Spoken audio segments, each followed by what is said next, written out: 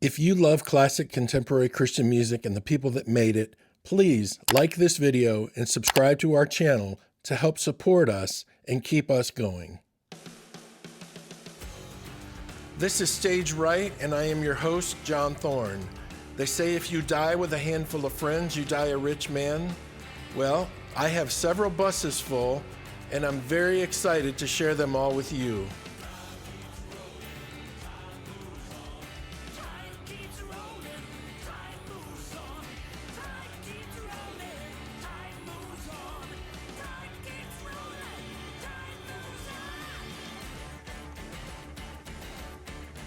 Welcome to Stage Right. I am your host, John Thorne. This is episode 11. I appreciate you joining me today. So it was the fall of 1991.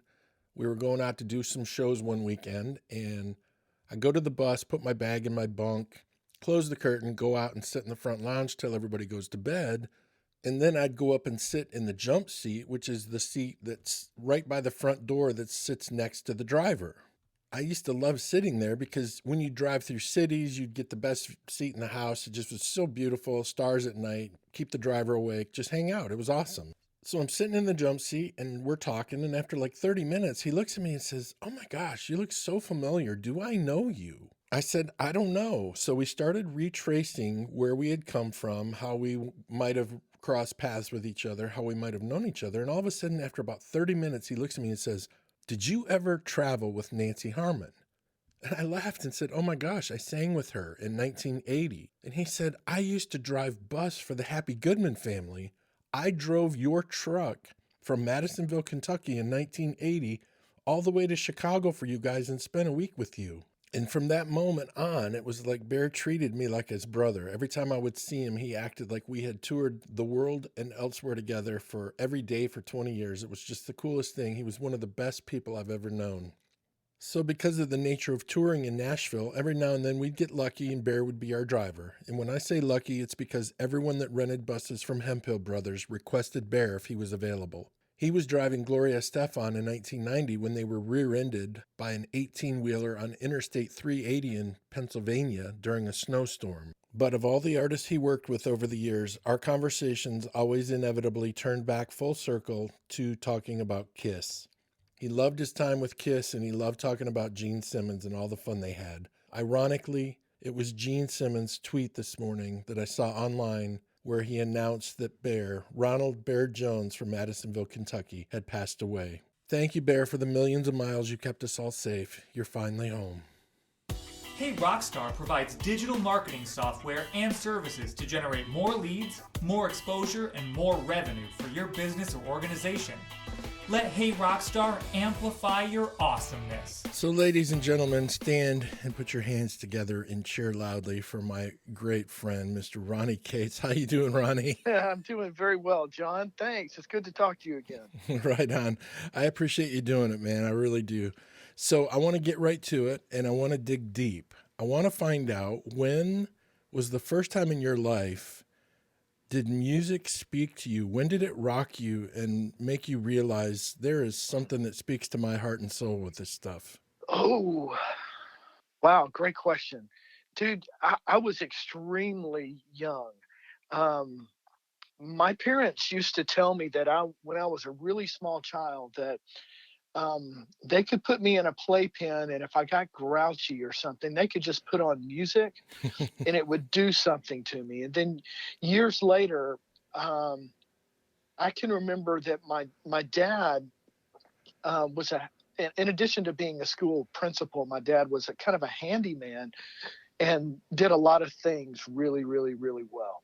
And one of those things that he did was repair electronics. He had even been an electronics teacher. So I found, this radio, and Dad fixed it. And I can remember just being mesmerized by listening to music on the radio. Oh, wow. Now, dude, I'm extremely young. So I can't remember a time when music was not a huge part of my life. And I had, pretend guitars and pretend drum set and stuff like that, and then in the fourth grade, I started taking guitar lessons. Wow, fourth grade. And that really resonated with me. And after a few years of taking lessons, I started figuring out that that I was learning faster playing by ear Right. rather than looking at music. Yep. So that altered the course of my life. You know, I'm still horrible at reading music, but I can hear something and call out the chord changes and write a chart. Even if I'm just doing that mentally, I can do that faster than I can read. But that's not saying much because I'm an awful music reader. But and then from there, dude, I played electric guitar for a bunch of bands with my friends, and was into all things Van Halen and Boston and Right. Journey, and everybody from that era. And eventually, um, I was going to Broadmoor Baptist Church as a kid. I grew up in a Christian family, so we were very involved in our church. And I was playing in our youth choir. I was playing guitar. Cool. And one year, a friend of mine who had been the bass player for the youth choir, he said, "Ronnie, I'm going to be singing one of the principal parts, of this dramatic, choir tour kind of deal this year. And I need a bass player. Would you play bass?" And I thought, well, okay. And then, I don't know, that was probably 82 or 83. So I was 11th or 12th grade. And then it clicked with me. Bass guitar did. And I was at that point in Christian music, man, there were a lot of exciting things going on. Yeah, there was. A lot. And, Russ Taff was a huge influence on me. Me as well. With his unbelievable voice, but the music and the whole deal. He had left the Imperials at this point and was on his own. And one night, some friends and I went to go see Russ Taff play at a high school auditorium. Keep in mind, dude, and this is before Jackie Street played with him. Right. It couldn't have been. I think Richard Hopkins was playing with him as a bass player, but it was James Holohan. It was the dudes. You all know these guys. Yep. And so I listened to this, and my mouth dropped open, and I thought that was amazing. And then a few years later, let's see, this was probably 84 or so at this point. A college group of people in our church, we rented a van and went to go see Amy Grant in Dallas. And she was doing, is there one called Straight Ahead? Yes. Yeah. Okay, so it was that. And Michael W. Smith opened up. Gary, Chapman was there. McPherson, everybody that was there. Yeah. And so that was it. At one Reunion Arena, if you remember that venue, it was like the Dallas Memorial Auditorium or something, real big venue. Yeah. And oh my goodness. And in the stands, in the seats, watching that performance that night, I said, that's what I'm supposed to do. Wow. And I didn't know what that meant. That wasn't a prideful thing. It wasn't anything like that. It wasn't at all that, oh, I'm good enough to do that. It was nowhere even near that. It was Right. an idiot kid who's, 20 years old going, I think that's what God wants me to do. And I didn't know how it was going to happen. And then, but that's a long-winded answer to your question, John. Sorry about No, dude, that's that. You know what? You answered like the first 4 questions with that answer. That was fabulous. No, it's amazing how much your story lines up with my story. I believe it. It's pretty crazy. Our stories are almost identical. I won't bore you with the details of my story, but I didn't start playing bass till I was 18, seriously playing bass till I was 18, almost 19. Oh, yeah. Oh, can I throw in another tidbit really fast? As many as you want. Okay. So I mentioned Russ Taff and how big of an influence that was. He was the first Christian artist I ever saw. So fast forward, I don't know, 5 years, 6 years. No, it was longer than that. 82. I started in Petra in 88, 6, 7. So about 8 years later, we used to go play Europe a good bit in Petra. Right. And we were somewhere over there and at a big music festival. Gary Chapman was doing it. I think he had done he may have had a couple of records out at that point. Right. But Russ Taff was playing over there. Oh, geez. Dude, and Russ Taff was one of the artists that played before us. And I said to myself, how did I end up here? Right. Yep. Yeah, how is this happening? So anyway, that's my story. But I just had to pinch myself. And I was too still nervous to go up and tell Russ anything, about how big of an influence he had been on me. And I don't know that I could ever tell him without crying, Right. but it's just such an influence. Just adored that man. Okay. Yeah, I still do. Every time I see him, I Uh, just look at him and I say, Russ, you remember, buddy, the angels stop and listen when you sing. oh my goodness. Like you are a heavenly voice on a earthly earth. He's just remarkable. I love the guy too. You picked a great one to be influenced by. yes, sir. So tell me the story of hmm how you decided to move to Nashville when you did. Did you have anybody in Oh. mind that you wanted to play for? Or did you just move to town because you just like, I know God wants me to just do this? Great question, dude. Okay, this is a God story. I mean, my whole life is one big God story. It wasn't Right. anything that I did. Right. So I'm working at a music store here in Shreveport. Um, the owner of the music store was extremely well connected to a lot of different artists, just by reputation and by, being guitar geeks and all of that. So he had found out that he knew, he knew the guitar tech for Hank Williams Jr. Okay. And Hank Jr.'s guitar tech called the boss of the music store, because they were friends and had been for 20 years or so. Mm-hmm. He called my friend and said, hey, Ricky Skaggs is needing a guitar tech. Do you have anybody? And so my boss told me about it. And within a couple of weeks, I was one of the guitar techs for Ricky Skaggs Nice. in Nashville. And I was, there was a main guitar tech for Ricky. Then there was another guitar tech, which was me, that kind of did bass guitar, auxiliary, acoustic guitars, and stuff like that. And I did that for about a year. That's what got me to Nashville. Right. That's awesome. It was a good job. It was a salary, nothing to write home about, but it was great experience because Ricky was the entertainer of the year of the Country Music Association at that point. Right. So we were doing real gigs. It was good. I learned a lot. Ricky was a great guy to work for. Everything was clean on the road. And so I did that for a year until I felt like the Lord was saying, all right, I have something else for you. And that was a risky move because it went from a reliable job to, well, I need to deliver pizzas and work temporary now. Right. And so I did that until Scott, guitar tech for Whiteheart in 88, Scott Davis. Do you know Scott? I don't know Scott. I remember the name, but I never met him. Okay, so I lived at the same apartment complex that Scott, Tommy Sims lived there. Tommy. Joe Hogue, Mike Eldred. Oh my gosh, those guys are from Truth. Yeah, dude. I mean, so it was everybody that Right. So Scott Davis, when we were playing racquetball or something one day, and I'm doing odd jobs. I'm doing anything just to pay rent. I'm trying to get, some kind of audition. I can't really get any auditions from anybody. And Scott Davis said, well, Petra's needing a bass player. And I thought, well, that sounds great, but I can't imagine me ever being suited for that position. Right. I grew up kind of as a pop music kind of guy. I loved rock and roll. Keep in mind, I had all the Van Halen records when they came out. So, Exactly. So I knew the sound of a P bass through an SVT amp cranked up really loud. So anyway, I got the audition. They had already kind of picked someone, and Schlitt calls me and he said, hey, dude, Scott Davis said you might want to audition. I said, yes, sir, I would love to. He gave me a few songs to rehearse. I auditioned maybe the next week or so and got the gig. Oh, my goodness.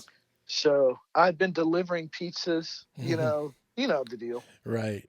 I just can't tell you, dude. I know we talked off the record about some of the similarities of our story. I don't want to bore the listeners with details of my life, but it is remarkable. It's just crazy. Okay, dude, I'm going to, this is on the record. Okay. Okay. So, dude, our paths are very, very similar. Yeah. But I got another story to tell you. And I think you've probably just forgotten this because we have talked about it, but it's been 30 years. I auditioned for Truth, dude. Oh my gosh, that's right. You told me that. And that's when all your boys were in Truth. Yes. Mark and everybody. Yep, for sure. That was that unbelievable group of Truth was right there. And I think I had longer hair. It wasn't long hair, but it was longer hair. Yeah. And they told me I would need to cut my hair. They kind of gave me the shtick of, this is, you played these certain number of days, all this.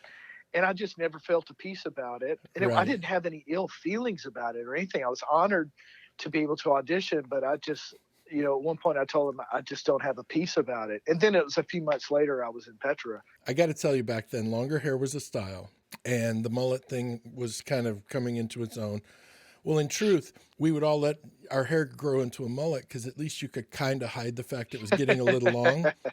Roger Breland would come up to me when my hair was getting too long, and he would grab the back of my hair, and he would look at me and say, "John, this isn't Petra. Oh, this is awesome. Cut your hair. Yeah, that's perfect. It's not Petra. And the Imperials are bankrupt." Oh my gosh. It was just hilarious. And the irony of all of it. Yes, and the irony of all of it. So you joined Petra in '88, and you recorded 5 albums? Was it 5? Oh gosh. The first one I was on Fire, but it had already been done by the time I joined the band. So On Fire, Petra Praise, Beyond Belief. Yeah, there was, I don't know, there's probably 5 or 6 plus, a bunch of those best of records were Right out there. But yeah, it was probably about 6. Yeah. Cool. Okay, so the average person has no idea what's really involved in making a great album. And it's different than it used to be because now you can make an album if you have a home computer and a guitar. But back then it wasn't that way. Yeah. Tell everyone the process that Petra went through to make those classic great albums. Okay. I will use Beyond Belief as an example. Bob would start writing, a good amount of time before, anything was decided. So Bob would write for a long time, and he would assemble demos at his house and have John Schlitt come over and sing them. So they would have a group of song demos in some kind of pretty rough form, but still you would know what the songs were. Right. I mean, they were really good demos. And so then Bob would go out to John and Dino Elefante's studio in LA. They had their own studio. They were producing us at the time. And Bob would go out there early, and John and Dino and Bob Hartman, they would all sift through the songs. They rearrange, they write some new songs. They would kind of take this basic direction that Bob had in the context, and they would hone and fine tune that, which is what producers do. Right. They pull out your strengths, throw away your weaknesses, help you focus on topic, focus on musical genre, define the music, all of that. And then at that point, they would their first step would be making some rough demos. And when they made rough demos, I would get a cassette, and they had decided what songs it would be. I would get a cassette, FedEx to me, that had the songs on them. And they would be, a drum machine, some scratch guitar tracks. That would be very early guitar tracks. They would be replaced later.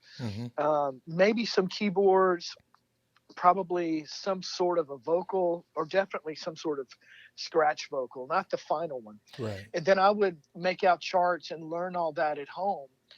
And then, like with Beyond Belief, John and Dino had 2 different rooms. They had 2 different studios for that record. So when I was doing my stuff, Bob was already out there with John and Dino. And then I flew out there and would be in one studio doing bass tracks on my own. And then Louis was in the other studio doing drum tracks. And so Lou would do some drum tracks, and then I would play bass on those tracks. Right. And that we would do that for, 2 or 3 days or so. And then, Louis would have another reel of tape done of his songs. So then I would take those and put bass tracks to it. And we probably did that for a couple of weeks at that stage.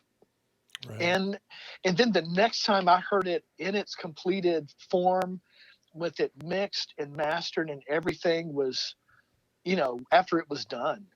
So I would do my stuff. And then because of the distance between Nashville and LA, it's not like I could drive over once a Right. week and listen to the record. So I would go back home and not really hear anything until it was done. And then the first time I heard Beyond Belief in its completed form, I went, oh my good gracious. Wow. I just thought it was really special. And it ended up being very special. It was. Just one of those records where, lyrically what was said, musically what was said, our relationship of guys in the band was really strong. It's just a number of things all came together, and it just was a tremendous success. Right. Of course, we didn't have anything to do with it. We're just dudes playing on a record, but letting God, guide us in what we were doing. And that was a testament to that. How awesome, dude, to be part of something so special. And this is actually the 30th anniversary of that record. Yes. Unbelievable. It's hard to believe it's been 30 years, but Right. It was so special. Lots of great memories. And dude, when it came out, I can remember the first time we were playing shows with the new material. And John, as you remember, like from all the artists you would play with, when a new artist or when an artist had a new product in the marketplace, a new release, yeah, then there would be this period of 3 to 6 months that you're playing that new material, and it feels like there's crickets in the auditorium, right? Because nobody knows the material at first, right? And so we would play the new material from Beyond Belief for a few months, and then it started catching on, and then after a period of time, we were doing a bunch of shows with Josh McDowell. Oh yeah. So he would do his speaking, for a little bit. We would play some music, he'd speak, and we'd play. And this is kind of during Beyond Belief and the Petra Praise record. And we started noticing that, for crying out loud, there's a lot of people here. Right. Like a lot. And then, those big audiences lasted for a number of years. But as you know, John, when you put out a product, yeah, you don't know if people are going to like it or not. You really don't know. No. And you try to do your best, and you try to not only give something that they want, but you try to give them something that they need.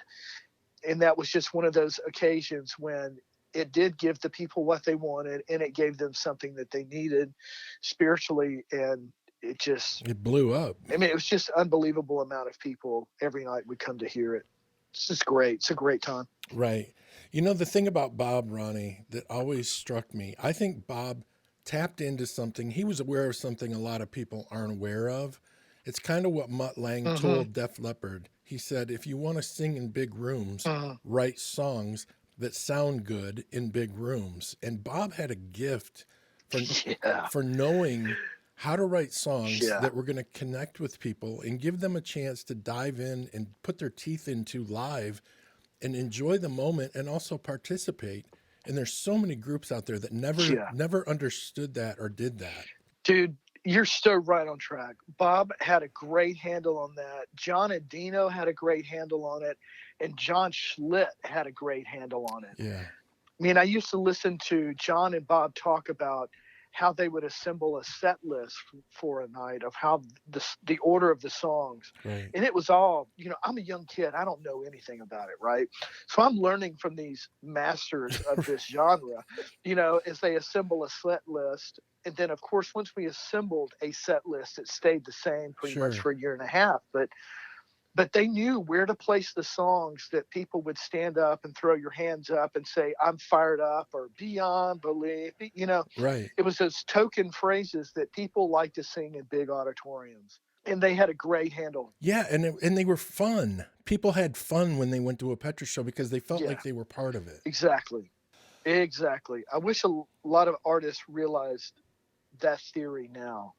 But, from my era, and I've talked about this a little bit among friends, but, John, when you and I were growing up in music, in early Christian music industry, if you want to use that term, I mean, back in those days, the people that were making music and doing things live, most of those people had been taught or mentored or educated. Oh my God. This is how you do it. This is how it goes. Let me show you the ropes. This is how it's done. And so our forefathers learned that. And then our forefathers taught us that, Yes. and then we get it and we go, oh, but now it's crazy. I've thought at some point over the last 30 years, I would find a few different artists that maybe I could mentor and teach those things to. But the shocking thing to me is how many people did not want to hear it. And so I silenced my voice on all of that for a long time. And now even a lot of people that I come across, if I give them advice it's really, there are some principles you have to learn if you're going to do something and you want your audience to go with you on this journey for an hour or an hour and a half. They're core principles. And in order to do that, you have to assemble a great set list of songs that people want to hear and songs that people want to sing. And it's just, we're in a generation now of people where most of what young musicians have been taught, they've learned from watching videos. Yep. And we didn't have that, John. We learned from listening Yes. to records, and we were mentored by people, actual human beings sitting in front of us, not a guy doing, a video series on how to do a live concert. So I carefully choose the people that I pour into and provide that information because I want them to value it. As the people that taught me only taught me because they wanted me to value it. So I cannot tell you how many times, Ronnie, I sound like the prophet Jeremiah when I talk about music. Nobody wants to hear it. No, man. You referred to my boys in Truth earlier. Yeah. Well, Kirk Sullivan from For Him was my guest, episode 7 of my podcast. And I was talking to Kirk and I said to him, hey, dude, do you still have your vocal coaching kind of voice training, vocal academy kind of teaching thing still going? And I could not believe what he said to me. He said, heck no. And I'm like, why? Why in the world would you stop coaching people? And he said, it's simple. Everybody already thinks they're good enough. Everybody already thinks they can sing. He said, nobody's going to come to me to teach them how to sing because everybody already thinks they're good enough. He's like, I gave that up a long time ago. Tragic. The gatekeepers are gone. And now everybody looks around and wonders, why does modern music suck? Well, can I share a story here? Please do. Okay. It has always been my belief that the best musicians, I'll tell you 2 different stories. The best, use that term. I'm going to say the best, the most, right. The ones that are serious, right? Yes. Through a number of great God moments, was given the opportunity to do a bunch of records with a guy named Stan Lynch. Stan is an amazing drummer. Stan Lynch from Tom Petty and the Heartbreakers. Yeah. And Lynch also did all the Don Henley records. Right. And Lynch did Hell Freezes Over from the Eagles. So, and he also knows Ringo.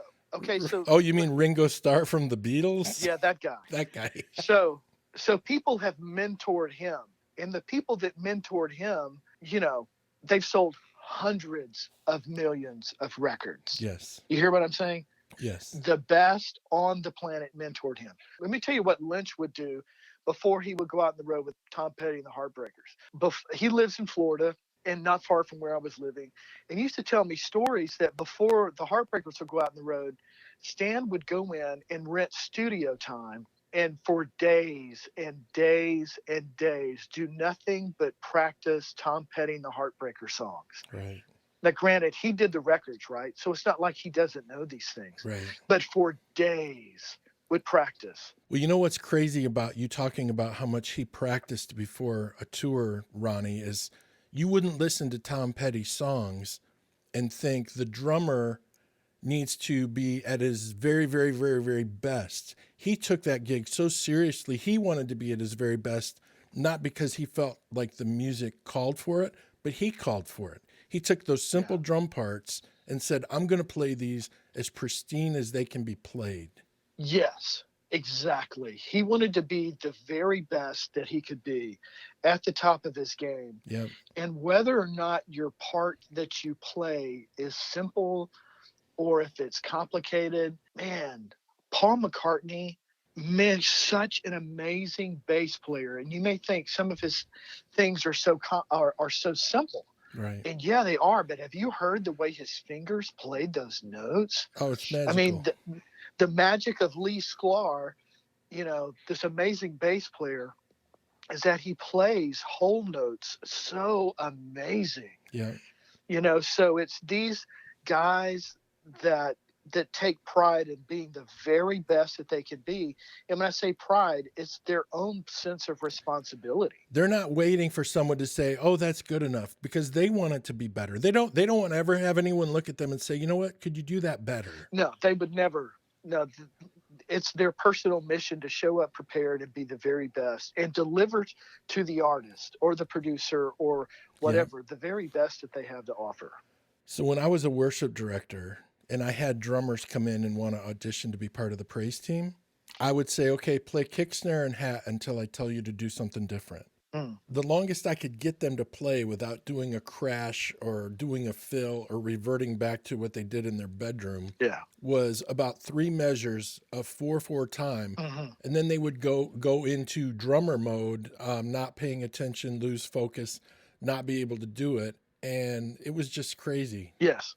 And after the 4th or 5th time of me doing that, that's too hard. I can't do that. And I'm like, that's the most basic thing you can do on a drum set is kick, snare, and hat. If you can't do that without losing focus, you don't need to add the crashes and the tom fills. Yes. Because those are just distractions from doing what's right. Yes. Yeah. So that's how my worship directing career went. I dealt with that. And just like at the end of it, I'm like, okay, I really can't help you anymore. Yeah. So you told us the story about Stan Lynch. What was the other story you were going to share with us? And so through another series of events, I ended up being a Pro Tools engineer for Bruce Swedien. Dude, no way. How cool is that? So Bruce Swedien, who is one of the finest engineers ever on the planet, recently passed. But, he had done all of the Michael Jackson records. Right. Okay. So he was one of the pioneers of R&B music, how it sounded, how it was recorded, and everything. Right. So every now and then, Bruce and I would tell stories, and Bruce was such a gentleman, but he would tell me of doing Michael Jackson records and said that one of the things about Michael is that he was a consummate professional. Yep. He never showed up to do a record with a lyric sheet. Wow. Never. That's he cool. always memorized the lyrics first. That's fantastic. And he would come in to do the vocal, and if he couldn't get the vocal right, he would go home, and then with his vocal coach would rehearse all night long, come in the next day and try to nail it. If he couldn't do it, go back home with a vocal coach. Right. Well, to me, the hard part was always getting treated like you didn't know more than the person you were trying to help. What about for you? So my history of knowing this, it's like, no, dude, the best people on the planet have vocal coaches. They have bass guitar coaches. Yep. They have all of this, but nobody today gets that. No. Nobody. No, they don't. And so, dude, I have had people in rehearsals, no kidding you, before worship service that I've said, dude, you need to check the tuning on your guitar. And he said, I just did. I said, your B string. Now I'm running sound at front of house, right? And I'll say your B string, 2nd fret, 3 cents flat. He said, no, I just checked it. I said, check it. And he checks it, and it's 3 cents flat on the 2nd fret. Right. These people showing up without cables. I've had endless guys show up without guitar picks. They don't know their music. And I'm thinking, this is beyond me. It's beyond me how people even will show up for their worship service at their church and they're in their praise band and they don't know their music. But Ronnie, they're really good in their bedroom. I'm all about people showing up prepared and bringing your A game. Yeah. If you're a worship musician at your church, there is no reason for you to show up not giving God the very best that you have. Absolutely. And I get if you don't have a lot of time this week because you work, but you can practice 10 minutes a day, right? So by the time you get to Sunday, you have practiced 60 minutes during that week. Okay, Ronnie, you know this as well as I do. Listening to music is practicing. Yes, absolutely it is. You can listen to the songs you're going to play on Sunday while you're riding to work. Yes. And it helps you know those songs better for Sunday. Yes. And most people won't even do that. No, they don't. I have a passion for teaching people things. And I don't do it very often because I'm always searching for people that will value that. Right. So I have some great friends that live in Cordoba, Veracruz, Mexico. And so my friends and I, when one of them was visiting me in Shreveport, this is while I've been working at Broadmoor Baptist in the last 11 years, he came to live with me for a while as I kind of mentored him. And, and so we went to go see a few worship conferences, and he loved it. And I enjoyed it. But the frustration was, like in Mexico, um, there's so many people that would love to be taught and love to be educated, but the conferences are too expensive for the average person to go to. Right. And they're not practical. You have to travel. You go there. Where are you going to stay? You have to take time off from work. It's a totally different economic situation. Yeah. So what we started to do a few years later is we do a worship conference every 2 years in Cordoba, Mexico, at a Bible college that we support there. Our church supports and I support. Right. So That's awesome. we take a team. I take about 20 people from in and around this area of Louisiana. A guitar player, I'll teach bass classes. Keyboard players, Tim Akers went with us last year. Oh, Do you know cool. Tim? Yeah. Yep. Okay, so I have a whole crew of people, and so for 3 days or 2 days of the conference, we teach over 40 workshops. Like Tim will do classes on keyboard stuff. One of our other keyboard classes will be on this other area of keyboards in your worship.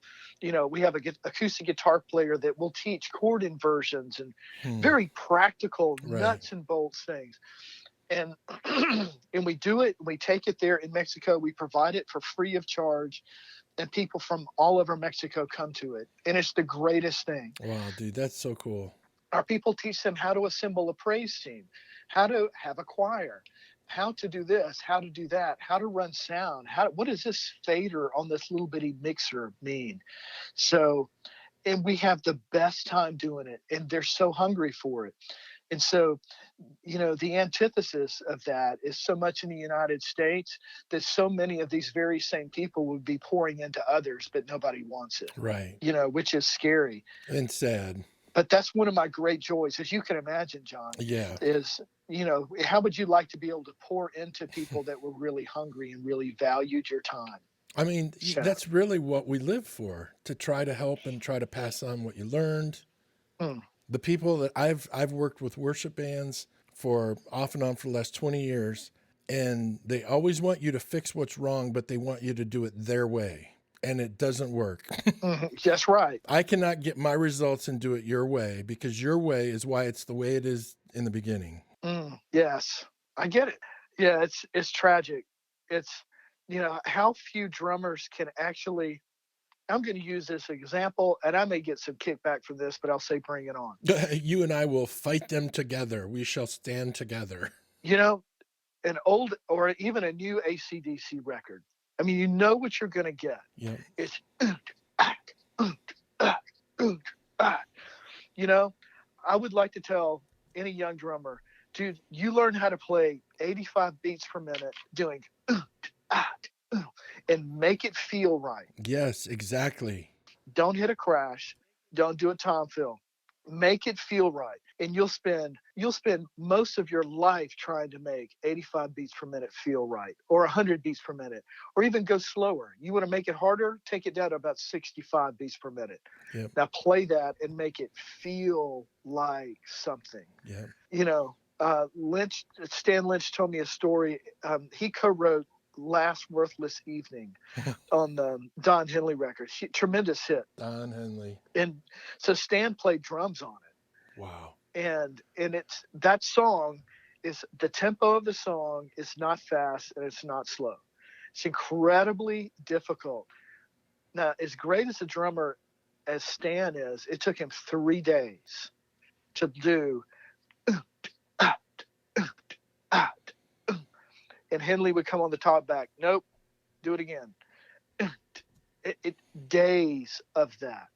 So learning how to play something that feels right, even if it is a very simple drum pattern, that's next to impossible. Find a bass player nowadays that can play whole notes, Yeah. literally a whole note, playing one note at the one of every measure. Yeah. And then once he masters that and he can play that with the kick, okay, now do half notes. Yeah. Right. And Yeah. it's incredibly difficult. But many people won't spend the time to learn how to do it. One more thing before I get back to you, Ronnie, and get off people who do not want to learn correctly. Yeah. But one thing I would do when people thought they were so good, I would record them and make them listen to themselves. Mm-hmm. And they would say, I don't want to hear myself. And I'm like, how do you know how you sound if you don't listen to yourself? Well, I just don't like my voice. And I'm like, then how can you get better? So because they didn't sound the way they thought they sound, they didn't want to hear the flaws in their voice. They didn't want to hear where they were flat or sharp. And I would finally say to them, look, if everybody else has to listen to you, why don't you have to listen to you in order to get better? Yes, you're right. So you're right. Okay. So let's get back to Beyond Belief real quick. I want to touch on this. I saw your 30th anniversary YouTube video with Ron Rockstar. Yes. I watched that interview. It looked like you guys had fun reconnecting and stuff. Yeah. Was that your favorite recording experience making that album, or were they all kind of the same? That's a great question. That's probably my favorite Petra record that I was a part of for every reason, for the song selection, for melodies, for arrangements and everything, and the time frame that it was in. That was my favorite. Another pivotal one for me was when I was able to start writing for actually some of the Petra records. Oh, yeah. Yep. And the first one I wrote some songs for was the record that Brown Bannister did. And then the record after that was called No Doubt, and I co-wrote a few songs on that one too. So those were special, but Beyond Belief was just really something, man. Yeah, it definitely was something. It was an awesome record for sure, and a great period of time in your guys' career. So I want to throw out a name, and I want you to tell me the first thing you think of when you hear the name. Mm-hmm. Louis Weaver. Hilarious. John Lowry. The maestro. Bob Hartman. Wise. John Schlitt. He could sing 12 shows in 13 days and not lose his voice. Isn't that remarkable? He's a pro. He's an absolute pro. A wonderful guy to be in a band with. Wonderful guy to be in a band with. Have you heard his new album? Yes, it's unbelievable. He's 70. Yeah, it's crazy. He was my first ever guest on the podcast, and I actually did a bonus episode where we went through and talked about his new album. I cannot believe when I sit and listen to that in my car that his voice is 70 years old. No. He sounds 40, and he sounds better than any 40-year-old. Yeah. Crazy. My mouth dropped wide open when I heard his new project. Or this latest one. I thought it was brilliant. Right. And I was so thrilled for him. I was happy for him, you know? Yeah. All right. One more name. Ronnie Cates. Wow. Introspective. Encourager. Overthinker. Overachiever. Recovering overachiever.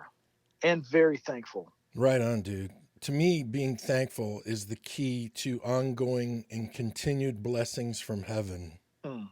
So you were in Petra for 8 years. You packed a lot into 8 years. I mean, you guys had a lot of success over that 8 years. It must have felt like you guys were strapped to a rocket during that Josh McDowell era and then after that. Did it seem like 8 when it was over, or did it feel like 28? It felt a bit longer than 8 years. It had been a wild ride.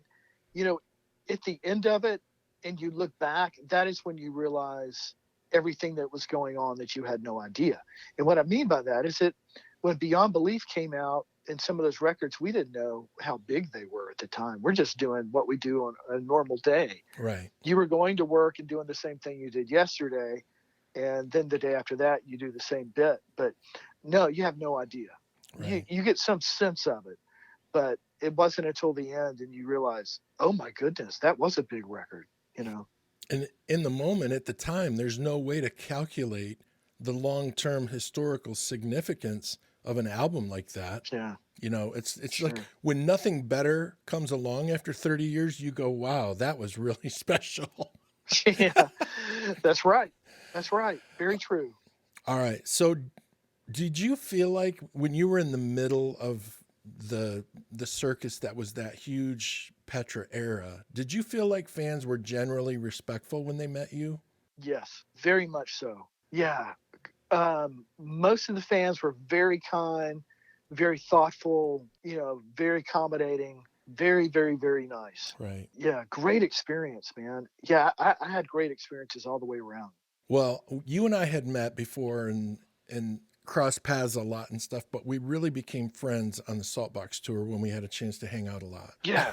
I remember a lot from that tour. Do you remember all the video footage I took? No. No, I don't. You don't. Dude, I've got footage of us in Whataburger in Texas. Oh my. I have footage of you guys breaking down at 4:30 in the morning and piling on our bus so you could make it to the next show. I've got all kinds of crazy footage and stuff. But the thing about that tour that I will always remember the most, do you remember what you asked me to do the Yes. first night of the Yes, I do. tour? I remember that. I couldn't believe that you guys actually asked me if I could fill in for you while you were in Nashville at the hospital while one of your kids was being born. And I was in Gainesville, Georgia, the first night of the Saltbox tour doing my best Ronnie Cates impersonation. Yeah, and so you got thrown to the wolves, dude. It had happened But before and it's happened a lot since. yeah, that's right. Save us, John. Save us. Dude, I don't remember much about it. I remember you doing it, and I remember me not being there, and I remember being very thankful that I didn't have to be there for that one. That was the only time I think I ever missed a show, but it was for a good reason. Absolutely. And I'm sure the things you do remember are much more important than a Petra concert. Yeah, I think so. Right on. Okay, I want to get to this, Ronnie. Congratulations on your new bride. Tell everyone what your long-term plans, short-term plans, or any plans you have, what you're doing now. Tell us what's going on. Thank you, man. I'm just so thrilled and honored in so many ways to be at this point where God has me today. Um, I work at a wonderful, or I serve at a wonderful church that I grew up in Shreveport, Louisiana. I'm on the ministry team there. My main job is to make sure things look good and sound good in multiple different venues in the church. And it's a Right. large church. So, fortunately, we have a great team of people to help serve us in that capacity. Mainly, I'm an audio guy. So, throughout the week, I'm mixing 4 or 5 songs after they're recorded on Sunday morning. That happens before they get broadcast on TV the next week. I'm running audio for a number of different services, or I have a team of people that also helps me do that in different venues. I teach a men's small group Bible study. Of course, you mentioned being newly married. That is a blessing. My wife is an amazing vocalist. We do different ministry things together. That is great. She works for our missions ministry at our church, and our missions ministry is very pivotal to what we do. So on a normal year that's not COVID, Right. I would have already been in Mexico 3 or 4 times, probably Cuba, and a few other countries doing different ministry-oriented things where I'm teaching technical things, or I'm teaching Bible studies, or I'm just trying to teach and encourage as much as I can and build up brothers and sisters in the Lord. But I do that a lot in Mexico and in Cuba. I finished seminary a number of years ago. At the tender age of 55, I would like to consider studying some more. That's so funny the way you put that. That is so great. So I still have an appetite for learning. So if I enter the master's program, I've thought seriously about doing that either in seminary or as a Christian LPC, a counselor, to be able to provide counseling for people. Wow. So I don't know, man. I just wake up and I'm thrilled and honored to not only see God's gracious hand that has brought me throughout life with amazing highs and amazing lows, but yet so grateful to be around a group of believers that I serve on staff with at the church, that we like each other, man. Right. We enjoy each other. They're humble men and women that serve in a church that values their staff. That's And so cool. I know I have a number of friends that are in ministry in different churches all over the United States, and that's not always the case. Rarely the case. And so we're very blessed, very blessed. And so I'm very thankful to be where God has me today, and I'm eager to see what he has for me to do tomorrow. I don't play very often. I miss that. I miss that every single day, but that is not something that God has me doing right now. Right. And I'm okay with that. You know, I'm very rusty. I'm going to have to practice a lot to get good. However, I'm just very thankful, very, very thankful. And I love that God is able to use the gifts and talents that he's provided me in new and different ways. Speaking of new and different ways, I just thought of this. How did the pandemic affect your church? And as the tech director, your workload, did it add a bunch of work, or how did that play out? That's a great question. It just changed the workload. I don't know that it upped it. There were, of course, not as many live events, right? But the ones that were immediately streamed and were not in person, that changed a little bit of that workload. It changed the dynamics of how we needed to do it. So it's just changed it a little bit. I'm allocating my time a little bit more. I'm able to the post mix of anything that we do. We're going to record a Christmas. We're not going to have Christmas Eve services this year, which is a big deal because that's some of our biggest services of the year. Right. And we all enjoy them so much, but it's just too risky on a number of different levels to do that this year. So we're going to pre-record it and shoot the video for that in a few weeks. And of course, that will give me a ton of audio to remix and to edit, add samples, tune it up. And then, sometimes I replay parts or add parts to the mixes that I'm doing. So it just changes it, John. I'm not as much in the room. I'm behind, a great set of Atom studio monitors a lot. Right. Well, I'm really happy for you, Ronnie, that you have a great place that you love to work, but I'm really happy for them as well that they have you, because you have so much knowledge and experience and wisdom. Well, thanks for that. God bless you for that one. It's just a God thing, man. It's not me. Well, I love you, my friend, and I cannot thank you enough for taking the time. I'm sure everyone that's a Ronnie Cates fan is going to enjoy knowing what's going on with you today. And I will say this, you are not as rusty as you think you are. It is like riding a bike, my friend. 30 minutes after you pick it back up, you'll go, yeah, this is why I did it. That's it. And it's so fun when I pick it up now. Yep. I'll tell you this, and I know you get this, and I don't mean to draw this out. I don't take it for granted anymore. Yeah. Like the time that I get to pick up a bass guitar and play, it's like, what a gift, what a blessing, and so enjoyable, Yeah. And I'm just thankful, man. Well, I'm thankful for you, my friend, and I'm so glad to have caught up with you. Thanksgiving just came. It was just a couple days ago. And I'm thankful for a lot of things, but one of the things I'm most thankful for are the awesome friends I have that have so many gifts, talents, and beautiful hearts to serve God and use their gifts and talents for him. Thank you so much for that, man. It's good to talk to you. I love you, my friend. It's been a long time, and it's just a blessing. And thank you for doing these, because it lets me also hear some really great guys.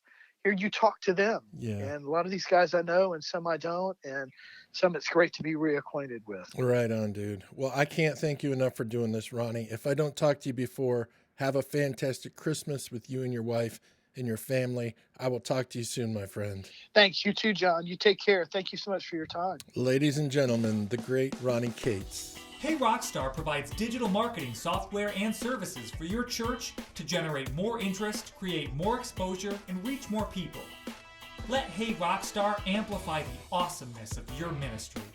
And, as always, Hey Rockstar is a proud sponsor of the Stage Right with John Thorne podcast. My thanks to you for listening. My thanks to Hey Rockstar, and my special thanks to Ronnie Cates for being my guest today. Next Thursday, the one and only Anthony Salee from Whiteheart, Martina McBride, and Michael W. Smith. Have a fantastic week.